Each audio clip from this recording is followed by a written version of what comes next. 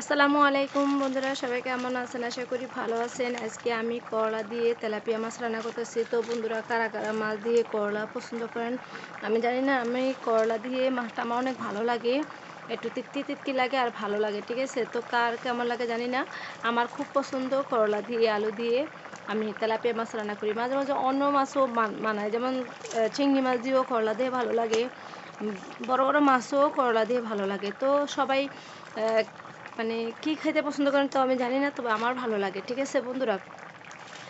আর করলাটা এরকম একটা জিনিস, তিতা লাগলে একটু ভালো লাগে, তিতা না লাগলে ভালো লাগে না।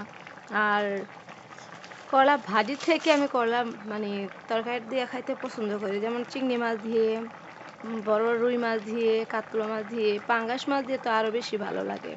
তো আমি এখানে তেলাপিয়া মাছ দিয়ে আমি এই যে করলা দিয়ে রান্না করতেছি। তো বন্ধুরা, আপনারা আমার পাশেই থাকবেন, সবাই পাশে থেকে সাবস্ক্রাইব করবেন, ফলো দিতে কেউ ভুলবেন না। আর সবাইকে একটাই কথা বলতেছি, প্লিজ সবাই সবার পাশে থাকবেন, বেশি বেশি করে শেয়ার করবেন। আর ভিডিওটা যদি ভালো লাগে আপনারা শেয়ার করেন, ঠিক আছে? বেশি করে শেয়ার করেন প্লিজ। আমার সকল বন্ধুদের কাছে অনুরোধ, প্লিজ কেউ আমার ভিডিওগুলো স্কিপ করবেন না, ফুল দেখার চেষ্টা করবেন। সবার কাছ থেকে আমি সাপোর্ট চাই, সবার ভালোবাসা চাই। সবাই আমাকে বেশি বেশি করে আমার ভিডিওগুলো দেখার চেষ্টা করবেন।